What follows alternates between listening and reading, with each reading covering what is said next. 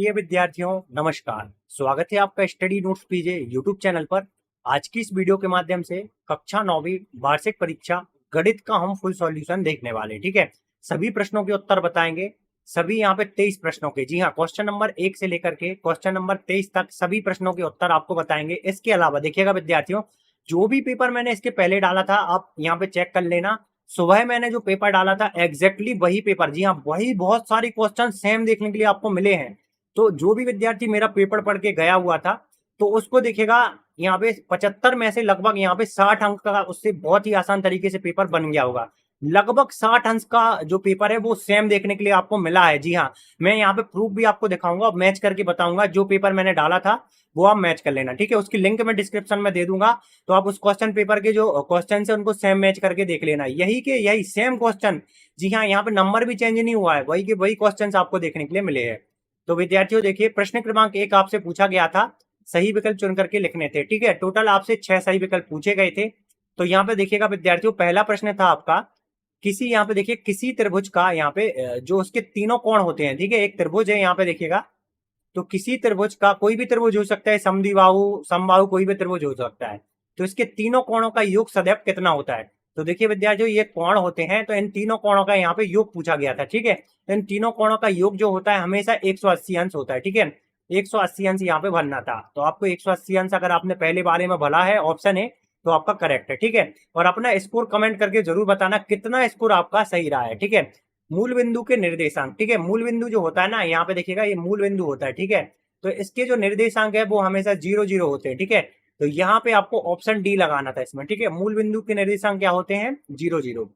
इसके बाद विद्यार्थियों आपसे नेक्स्ट क्वेश्चन पूछा गया था, यहाँ पे देखिएगा 4x धन 2 बराबर 6 दिया गया था। ठीक है, क्या दिया गया है यहाँ पे देखिए, 4x धन 2 बराबर यहाँ पे 6 दिया गया था, तो x की वैल्यू फाइंड करनी थी। देखिए ये क्वेश्चन मैंने आपको सुबह ही बताया था, तो इसको कैसे आपको सॉल्व करना था। 4x आपका यही रहेगा, धन के 2 जब इस साइड जाएंगे तो क्या हो जाएगा, ऋण के 2 हो जाएंगे। तो ठीक है, 6 में ऋण 2 हो जाएगा। ठीक है, धन का जो जब इस साइड जाएगा तो ऋण 2 हो जाएगा। अब x की यहाँ पे मान निकालना था, x की वैल्यू निकालनी थी, तो x का मान निकालने के लिए जो यहाँ पे गुणा में है वो यहाँ पे बराबर की इस तरफ जब आएगा ना, तो यहाँ पे क्या होगा, भाग में आ जाएगा। ठीक है, 4 भाग में आ जाएगा। ठीक है, तो यहाँ पे देखिएगा 6 में से जब यहाँ पे 2 जाएगा तो क्या बचेगा विद्यार्थियों, यहाँ पे 6 में से 2 जाएगा तो 4 बचेगा। ठीक है, और यहाँ पे 4 बटे में था, देखिएगा कुछ इस प्रकार से 4 आपका बटे में था। ठीक है, तो 4 से 4 यहाँ पे कट जाएगा और x का मान जो है आपका यहाँ पे 1 आएगा। ठीक है, x का मान 1 आएगा। तो जो भी विद्यार्थी x का मान यहाँ पे 1 लगा के आए हैं, ठीक है, जो भी विद्यार्थी यहाँ पे x का मान 1 लगा के आए हैं उनका आंसर सही है। जिसने ये बी लगाया था, जिसका पेपर है, उसका ये आंसर गलत है। ठीक है, 6 नहीं आएगा इसका। क्या था, 2 का पक्षांतर हुआ तो धन का ऋण हो गया, फिर x नीचे आया। ठीक है, 6 में से 2 गया तो 4 बचा, 4 से 4 कट गए। ठीक है, तो ये आंसर आपका हो जाएगा। कर्ण 2 एक कौन सी संख्या है, तो देखिए ये एक अपरिमेय संख्या है, क्योंकि ये p बटे q के रूप में नहीं लिखी जा सकती, इसलिए ये परिमेय संख्या नहीं है। ठीक है, इसलिए परिमेय संख्या नहीं है, इसलिए ये कौन सी संख्या हो जाएगी, अपरिमेय संख्या हो जाएगी। तो विद्यार्थियों अगर वीडियो पसंद आ रही है ना तो वीडियो को लाइक करिए, चैनल को सब्सक्राइब करिए, इस वीडियो को ज्यादा से ज्यादा शेयर करिए। ठीक है, इसके बाद देखिएगा बहुलक।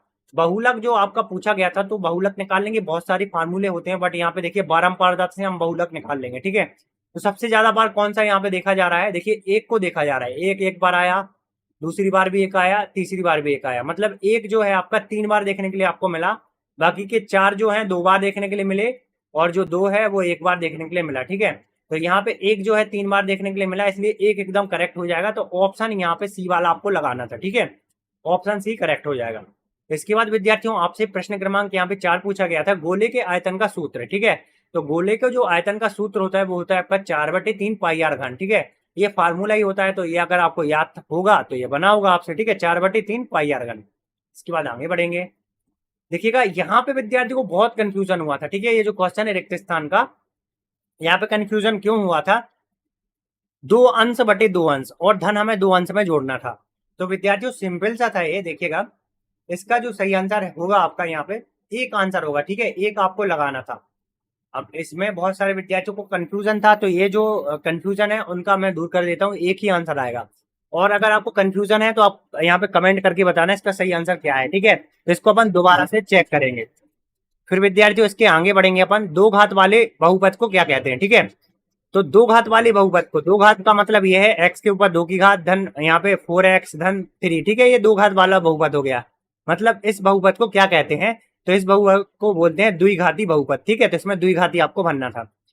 ठीक है, इसमें सही आंसर था आपका एक, इसमें द्विघाती था। इसके बाद अपन आगे बढ़ेंगे। एक्स बराबर ए का आरेख जो है यहाँ पे बाई अक्ष पर होता है। ठीक है, बाई अक्ष पर होता है। ठीक है, बाई अक्ष आपको इसमें फिल करना था। इसके बाद नेक्स्ट है आपका यहाँ पे देखिएगा, यदि दो रेखाएं परस्पर प्रतिच्छेदी करें, ठीक है, तो शीर्षाभिमुख कोण सदैव कैसे होंगे। तो शीर्षाभिमुख कोण सदैव यहाँ पे जो आपको भरना था, देखिए ये जो है आपको कमेंट करके बताना है, बराबर होंगे, आसमान होंगे या फिर 180 डिग्री पर होंगे। तो शीर्षाभिमुख कोण आप सभी जानते होंगे, दो रेखाएं जो परस्पर यहाँ पे शीर्ष पे रहते हैं ये कोण। ठीक है, तो प्रतिच्छेद करती है ना, तो ये हमेशा बराबर होते हैं। ठीक है, ये आपको बराबर लिखना था। ठीक है, यहाँ पे ये बराबर लिखना था। नेक्स्ट है आपका, किसी समबाहु त्रिभुज का यहाँ पे प्रत्येक कोण जो होता है वो 60 डिग्री का होता है। ये क्वेश्चन भी मैंने आपको बताया था सुबह से, अगर आपने देखा होगा तो ये आंसर एकदम करेक्ट है आपका। ठीक है, 60 डिग्री, 60 अंश। इसके बाद नेक्स्ट है आपका, समांतर चतुर्भुज का विकर्ण उसे सर्वांग त्रिभुजों के विभाजित करता है। तो समांतर त्रिभुज चतुर्भुज का जो विकर्ण है, ठीक है, ये विकर्ण है।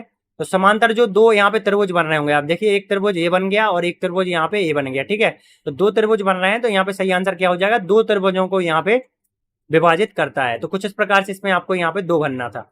तो विद्यार्थियों इस प्रकार से आपने अगर सही विकल्प आपके भरे होंगे, ठीक है, यहाँ पे बस इसमें कंफ्यूजन है एक में। ठीक है, तो ये कमेंट करके आप बताना, तो आपका यहाँ पे आंसर करेक्ट था।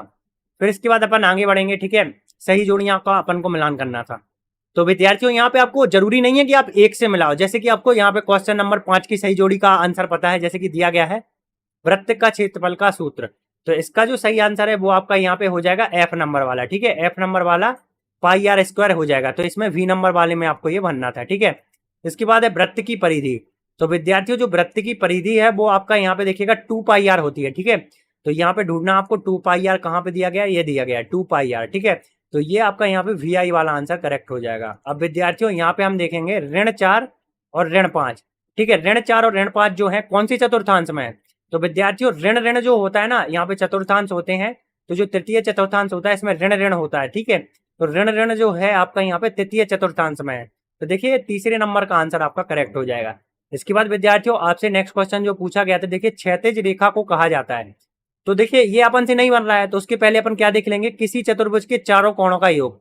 तो किसी चतुर्भुज के चारों कोणों का जो योग है वो यहाँ पे होता है 360 अंश। ठीक है विद्यार्थियों, तो इसका आंसर आपको मिलाना था 360 अंश से, तो मतलब आई भी वाला आपका आंसर करेक्ट हो जाएगा। ठीक है, इसके बाद देखिएगा नेक्स्ट आपका यहाँ पे क्या बचा हुआ है, लगभग सभी निपट चुके हैं, आप दो बचे हुए हैं।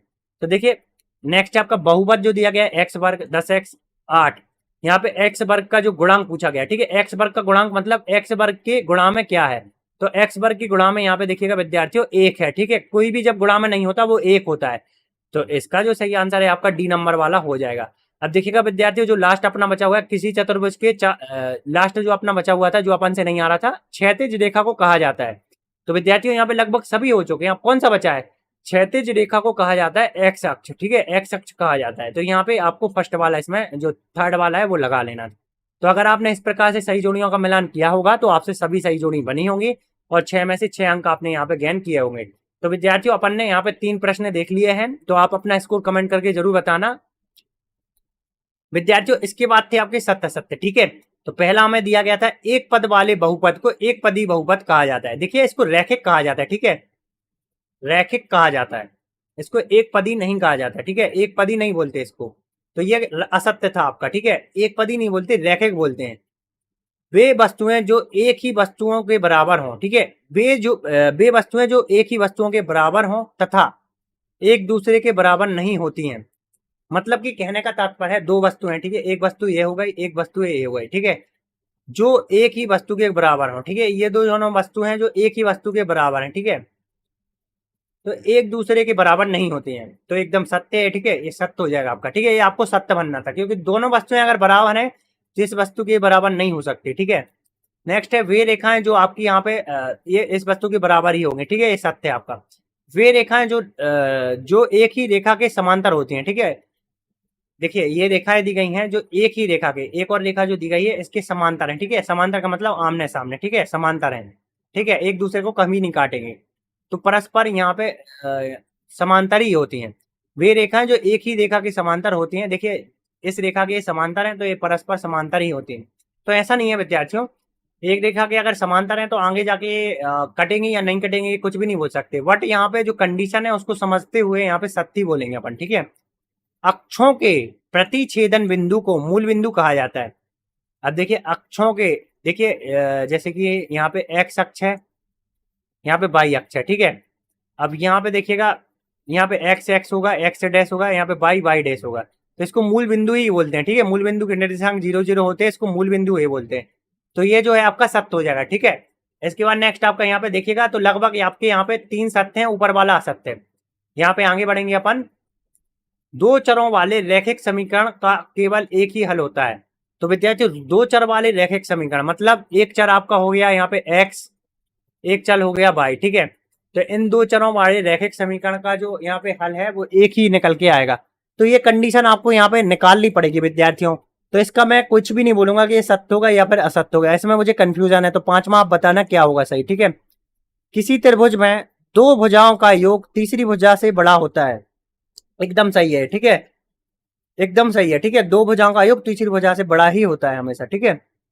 कोई त्रिभुज है, ठीक है, ये त्रिभुज हो गया, इसकी दो भुजा जैसे 4 हो गई, ये 6 हो गई, ठीक है, 6 और 4। तो जो तीसरी भुजा है जैसे यहाँ पे 10 हो गई, 10 नहीं होगी ये 9 ही होगी हमेशा, ठीक है, इससे छोटी ही होगी, ठीक है। तो ये ट्रू है आपका, तो ये सत्य हो जाएगा। और ये जो विद्यार्थियों पांचवा क्वेश्चन है ये भी लगभग आपके सत्य ही है, सिर्फ एक आपका असत्य लग रहा है मुझे, जो आपका फर्स्ट वाला है, ठीक है। बाकी के सारे सत्य थे आपके। इसके बाद विद्यार्थियों एक वाक्य एक शब्द में उत्तर आपसे पूछे गए थे, बहुपद के शून्यक को परिभाषित करना था, ठीक है। बहुपद का शून्यक क्या होता है, अल्फा बीटा होता है, जिसमें कि आपका यहाँ पे शून्यक की परिभाषा आपको बतानी थी।